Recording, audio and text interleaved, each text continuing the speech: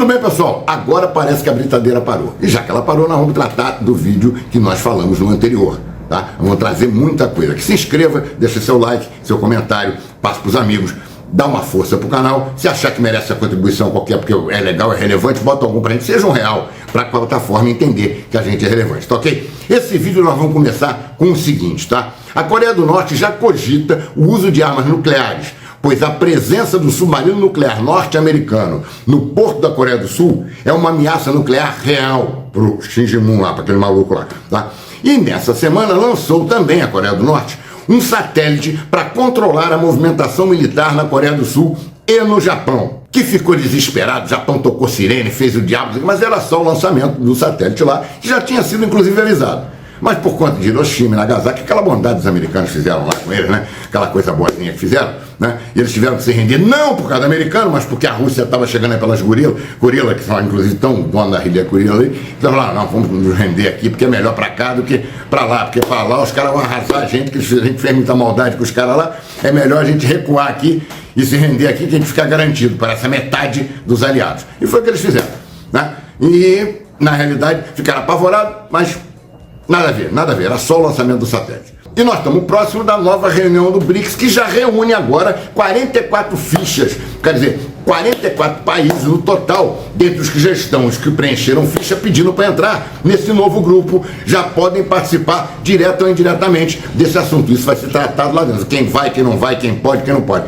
Na realidade, já são o grupo mais forte economicamente do planeta. E nessas fichas tem a da França, tá? O Macron mandou fichinha lá, eu posso, professor, posso participar aí? O que está acontecendo com a OTAN? O que está acontecendo com o G20? Será que a gente está certo? Basta vocês pensarem, a França já está pulando de lado. A coisa está ficando bonita, né? Ou feia. De acordo com o que vocês ouvem, aceitam e acreditam, tá? O Milei se reúne com Fernandes. Com novos ares, a vida dos aposentados da Argentina já começa a melhorar. Dá uma olhadinha aí no vídeo.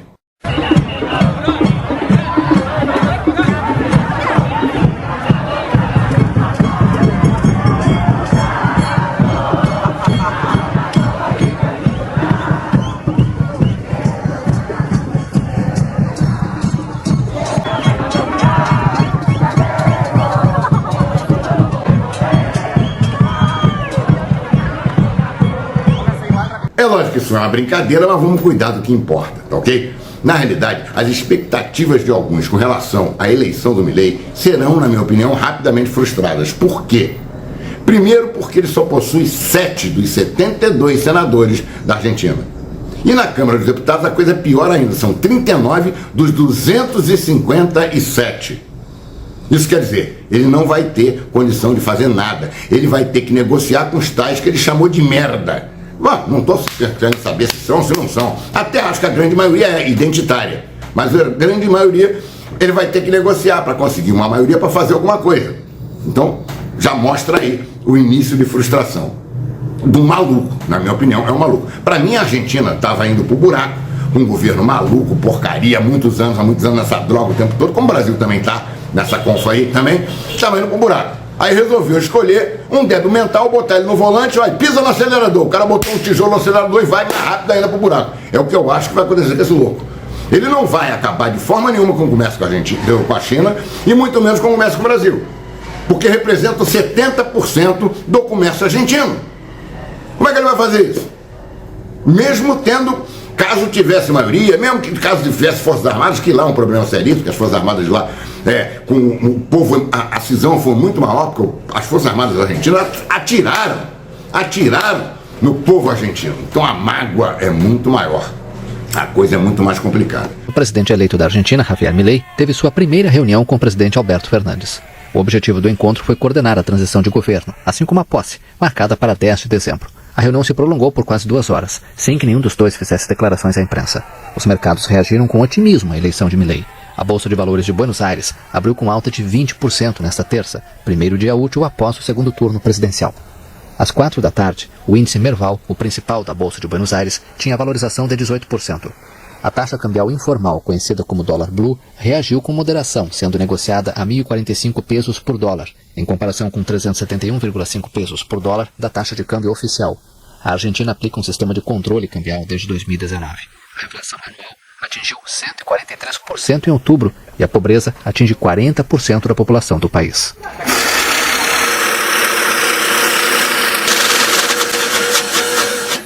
E corroborando com o que a gente diz há algum tempo, eu quero trazer imagens para vocês de ontem, em Tel Aviv, Ashkelon e Ashdod, tá? Os foguetes do Hamas varreram as ruas de Tel Aviv. Dá uma olhadinha nessas imagens, vocês vão entender que não está essa maravilha. Eles não dominaram tudo, não transformaram tudo em escombro. Como é que continuou caindo foguete lá? E vindos da faixa de Gaza. Então a história não é bem como te contam. Estão fechando a câmera, botando num lugarzinho, mostrando aquilo ali, dizendo para você: olha que lindo, maravilhoso, nós ganhamos tudo. Não é assim, senão eles não estariam nem negociando essa história de perdendo de 3-1. Quer dizer, nós vamos soltar 3, vocês soltam 1, tá legal? Por favor, faz aí. Eu preciso, que a pressão popular tá brava. A coisa não é por aí, mas se você quer acreditar, acredita. Fazer o quê, né? As imagens aterrorizantes comprovam que o Iron Dome não funciona. E que invadir a faixa de Gaza não mudou nada. Só acirrou o ódio de ambas as partes. Ok? As imagens estão aí. Pode ver.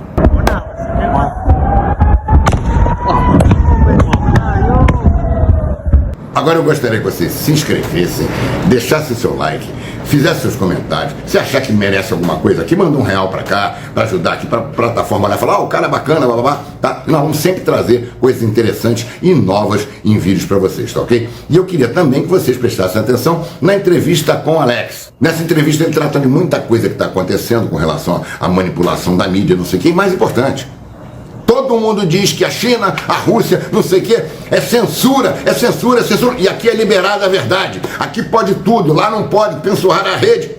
Vocês vão ouvir direitinho o que aconteceu. Ele mora na América, e ele está vendo lá também o que está acontecendo. Então ele vai dizer para você: a Rússia realmente censurou todas as redes sociais? A Europa tem toda essa liberdade que estão dizendo, os Estados Unidos também? Ou simplesmente são canais de narrativa? Dá uma olhadinha e a gente vai saber quem está com a razão.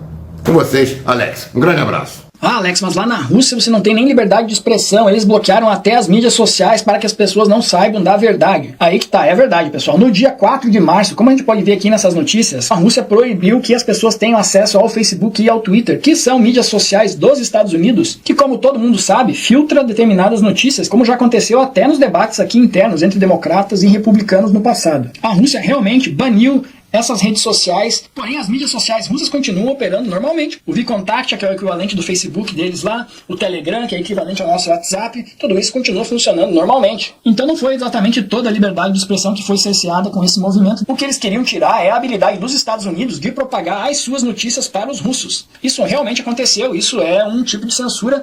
Obviamente, aconteceu isso no dia 4 de março. A nossa imprensa divulgou isso com ampla cobertura. O que a nossa imprensa não divulgou tanto assim é que 2 dias antes, a Europa proibiu o acesso às agências de notícias oficiais da Rússia. 2 dias antes, a Europa proibiu os seus cidadãos de lerem notícias das agências oficiais da Rússia. Isso a nossa mídia não chama de restringir a liberdade de expressão. Ela chama de combater fake news. E aí vem a pergunta que não quer calar, né? Quem que decide o que é fake news e o que não é? Eis o grande problema dos dias de hoje. Eis a nova maneira de você censurar algo em plena democracia com suposta liberdade de expressão. É classificar algo como fake news. Essa pessoa ou esse grupo de pessoas que tem o poder de classificar algo como fake news, esse é o novo censurador. Ficou muito fácil você classificar todas as notícias que são contra a sua narrativa como fake news e tratar completamente diferente tudo que é a favor da sua narrativa. Eu vou dar 3 exemplos de fake news descaradas do lado da Ucrânia que foram tratadas com muito mais complacência do que a gente trata as notícias que vêm da Rússia. Exemplo número 1, vocês lembram desse tanque aqui? Logo no começo da guerra saíram as imagens de um tanque de guerra que do nada, no meio da rua em Kiev, passa por cima de um carro, esmaga um carro na mais pura maldade. Vocês lembram disso? Isso foi notícia no mundo inteiro no dia 25 de abril. Foi notícia, por exemplo, no Jornal Nacional, que abriu o episódio falando isso daqui, ó. Na guerra da Ucrânia, uma covardia brutal. Um tanque russo muda o percurso para esmagar um carro com um homem que tentava escapar dos invasores. Reparem que eles falam tanque russo. Um tanque russo. Tanque russo. Todas as notícias que saíram no outro dia nos principais veículos de comunicação do Brasil, como vocês podem ver aqui, falava em tanque russo atropela carro civil. Tanque russo. Só que quem entende um pouco do assunto já viu na hora que tinha boi na linha, simplesmente porque ainda não existiam tanques russos em Kiev nessa data. Então logo em seguida veio a público um veterano correspondente de guerra, o seu Elijah Magnier, dizendo o seguinte, Isso é um tanque ucraniano Estrela 10. Nenhum tanque russo se encontrava em Kiev ainda quando isso aconteceu. Tá aqui, ó, o Twitter do homem. Então isso foi fake news ou não foi, pessoal? Você viu a mídia falando que teve fake news? Não teve, né? O Jornal Nacional demorou um mês, só no dia 21 de março, quase um mês depois, é que o Jornal Nacional volta para dizer que não dava para saber exatamente se o tanque era russo ou não era. Portanto, que eles pediam desculpa por ter dito que o tanque era russo, que não dava para saber se era russo ou não era. Em nenhum momento eles falam o tanque era ucraniano, meus amigos. O tanque era ucraniano. Não dava para saber muito bem se o tanque era russo ou não era. No dia 25 de fevereiro, o Jornal Nacional publicou imagens muito emblemáticas de um tanque que mudou repentinamente de rota e esmagou um carro que transitava em sentido contrário. Na descrição dessa cena, nós dissemos que um tanque russo tinha cometido uma covardia brutal. Apesar de as cenas serem autênticas, não é possível afirmar se o tanque estava sendo conduzido por russos ou por ucranianos. Um mês depois. Só que nesse meio tempo, milhões de pessoas ficaram com a imagem na cabeça de que o tanque russo passou por cima de um carro na mais pura crueldade. Se você sair na rua hoje e entrevistar pessoas, a grande maioria delas ainda vai achar que aquilo foi um tanque russo, porque nem todo mundo está assistindo o Jornal Nacional um mês depois com atenção para ouvir aqueles 30 segundos onde o Jornal Nacional se retratou. Agora imagine se fosse do lado da Rússia isso, se a história fosse ao contrário. O quanto que a gente teria chamado isso de fake news e manipulação da narrativa. Dias depois vem a mídia, o seu Zelensky, em pessoa, contar a história da Ilha das Cobras. O que aconteceu foi o seguinte: um navio de guerra russo se aproxima da Ilha das Cobras e fala: somos um navio de guerra russo, temos autorização para atirar e gostaríamos de oferecer aos senhores a oportunidade de se entregar para que não haja derramamento de sangue desnecessário. Os ucranianos pegam um megafone e dizem: o senhor pode ir se fu. Я русский военный корабль. Предлагаю сложить оружие и сдаться во избежание кровопролития и неоправданных жертв. В противном случае по вам будет нанесен бомбово-штурмовой удар. Русский военный корабль. O seu Zelensky contou essa história em pessoa e disse que os bravos soldados ucranianos foram todos executados ali mesmo e morreram como heróis. Острові Зміїний, захищаючи його до останнього, всі хлопці, прикордонники, геройські, загинули. Всім їм буде присвоєно звання Герой України посмертно. Uma história realmente comovente. Acontece que era mentira. Dias depois, a Rússia negou. O seu Zelensky falou que a Rússia estava mentindo como sempre. Então a Rússia foi lá e publicou imagens dos soldados da ilha sendo resgatados, todos com vida.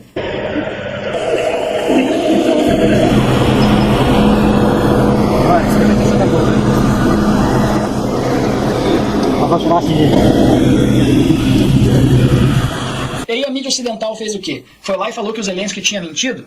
Falou que o Zelensky estava propagando fake news? Não, falou que a marinha da Ucrânia tinha dito que, na verdade, os soldados tinham sobrevivido. Ninguém falou, não, a Rússia provou que o Zelensky estava mentindo. Não, eles falaram, a marinha da Ucrânia disse que as pessoas, na verdade, sobreviveram. E aí vocês me digam, pessoal, isso foi fake news ou não foi fake news? Por que o Zelensky está fazendo isso, Alex? É simples, o Zelensky estava em campanha para fazer com que a OTAN entrasse em guerra direta com a Rússia, mesmo sabendo que isso acarretaria a Terceira Guerra Mundial. Esse é o nosso herói, o herói do mundo. Vejam mais um exemplo aqui. Passados mais alguns dias, o seu Zelensky vem em rede nacional falar que a Rússia estava atacando a principal e maior usina nuclear da Ucrânia, uma usina 6 vezes maior que a usina de Chernobyl, e que a Rússia estava tentando causar um desastre atômico na Europa. Agora me digam vocês, pessoal, que interesse teria a Rússia de causar um desastre atômico 6 vezes maior do que Chernobyl no território que ela mesma está tentando ocupar? Que diabos de estratégia seria essa, meus amigos? Ter um território todo contaminado com radiação que você tem que evacuar, o território que você está teoricamente tentando anexar ao seu próprio país. A Europa precisa se acordar agora. A maior usina nuclear da Europa está em chamas. Vamos ver exatamente o que o Zelensky disse. Європа зараз повинна прокинутися. Горить найбільша атомна станція Європи. Прямо зараз російські танки розстрілюють атомні блоки. Це танки обладнані тепловізорами. Тобто вони знають, куди стріляють. Вони до цього готували. Você veja que ele se dirige à população da Europa, porque ele já entendeu que é a população da Europa e a opinião da população que vai forçar os políticos a tomarem determinadas ações. Ele já entendeu que os políticos não necessariamente concordam com a versão dele, mas se ele conseguir convencer as pessoas pessoas vão conseguir influenciar os seus políticos. Звертаюся до всіх українців, до всіх європейців, до всіх людей, хто знає слово Чорнобиль, хто знає, скільки горі жертв приніс вибух на атомної станції. Це була глобальна катастрофа. З її наслідками боролися сотні тисяч людей, евакуювали десятки тисяч людей. Росія хоче це повторити і вже повторює, але у 6 разів більше. Європейці, прокиньтесь, будь ласка, говоріть своїм політикам. Російські війська обстрілюють атомну станцію в Україні, Запорізьку атомну станцію. Repare na gravidade das acusações dele. Ele está chamando a Rússia de um país terrorista fazendo terrorismo nuclear. Попереджаємо, жодна держава, окрім Росії, ніколи не обстрілювала атомні енергоблоки. Це вперше в нашій історії, в історії людства, держава-терорист вдалася і до ядерного терору. Aí ele continua se dirigindo à população da Europa. Veja que ele está lendo alguma coisa, pessoal. Não é que ele está tropeçando nas palavras. Російські пропагандисти погрожували всім, ми пам'ятаємо, засипати світ ядерним попелом. Тепер це не загроза. Тільки негайні дії Європи можуть зупинити російські війська. Не допустіть загибелі Європи від катастрофи на атомній станції. No outro dia sai a notícia de que não existia incêndio nenhum nos reatores da usina. O incêndio e o confronto foram no centro de treinamentos que ficava na outra quadra, como vocês podem ver aqui no mapa. Ou seja, o seu Zelensky estava fazendo uma campanha para que a Europa e os Estados Unidos entrassem na guerra, o que fatalmente geraria a Terceira Guerra Mundial. O Zelensky foi de congresso em congresso pedindo uma zona de exclusão aérea. O que isso significa? Ele queria que aviões de guerra da OTAN, da Europa e dos Estados Unidos fossem lá combater diretamente os aviões da Rússia que estivessem sobrevoando a Ucrânia, começando assim a Terceira Guerra Mundial. Então, no mesmo discurso, ele pede que a população da Europa pressione os seus políticos para entrar na guerra e evitar um desastre nuclear na usina que, segundo ele, os russos estavam tentando gerar.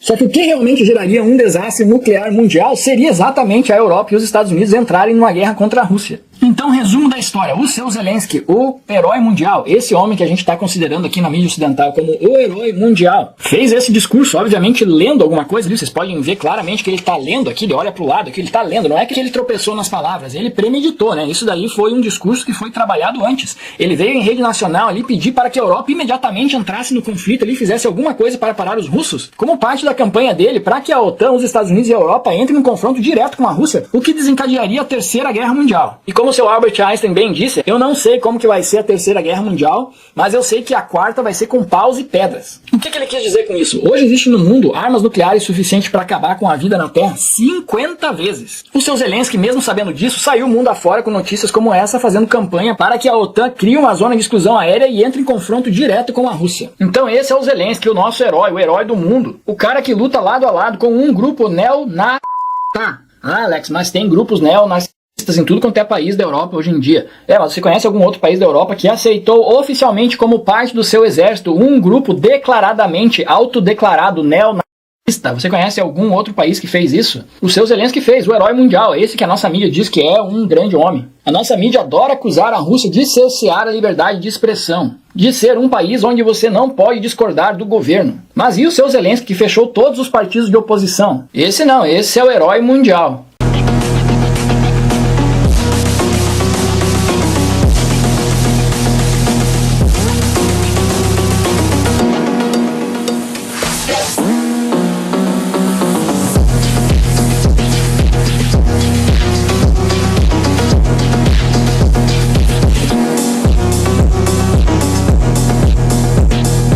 Não se enganem, pessoal, os ucranianos e os russos são o mesmo povo, não existe motivo nenhum para os russos serem mais ou menos malvadões que os ucranianos, eles eram o mesmo povo até outro dia, eles eram até o mesmo país. É isso aí, pessoal, vamos ficar por aqui, até o próximo, com muito carinho para vocês, um grande abraço, muita saúde, muita paz, uma grande semana, um grande fim de semana e que tudo corra bem para todos nós e que o mundo consiga achar paz. Eu já estou de preto porque está difícil para aguentar o mundo do jeito que ele está, ok? Um grande abraço a todos.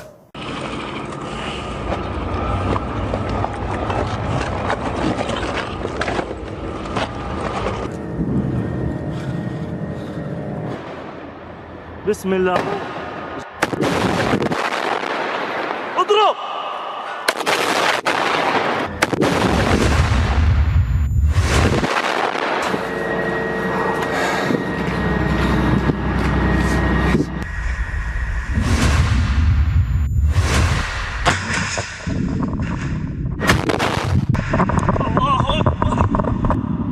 الآن الآليات مركبات تتقدم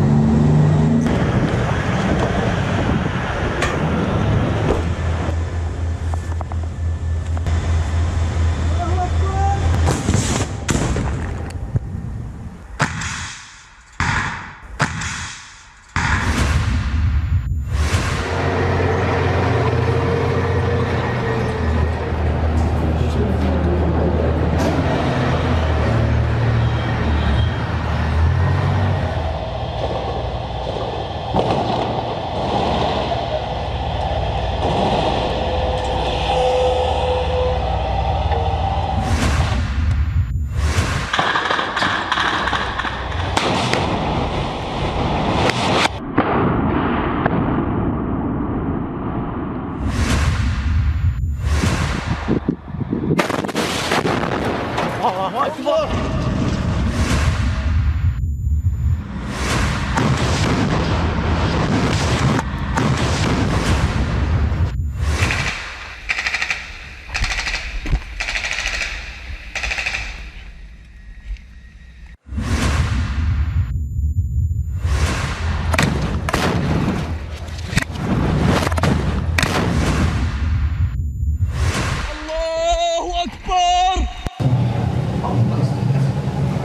Allahu Akbar.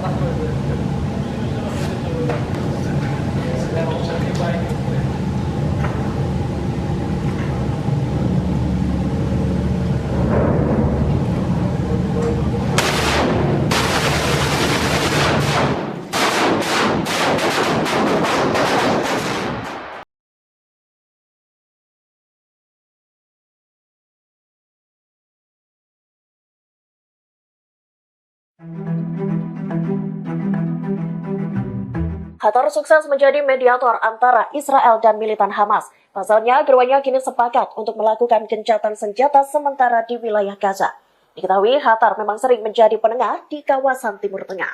Dikutip dari Tribun News, di Timur Tengah, Qatar aktif tampil sebagai pemecah masalah dan kerap memimpin dialog. Diketahui, Qatar merupakan tempat bagi beberapa pemimpin politik Hamas bermarkas. Posisi Qatar dalam menyikapi konflik panas antara Israel dan militan Hamas juga jelas. Ia tak mendukung serangan Hamas di Israel pada Sabtu 7 Oktober 2023 lalu. Disebutkan Kementerian Luar Negeri Qatar, Israel sendirilah yang bertanggung jawab atas meningkatnya kekerasan terhadap warga Palestina. Bahkan Qatar mengecam Israel melakukan genosida dan pelanggaran terhadap Konvensi Jenewa serta pembantaian.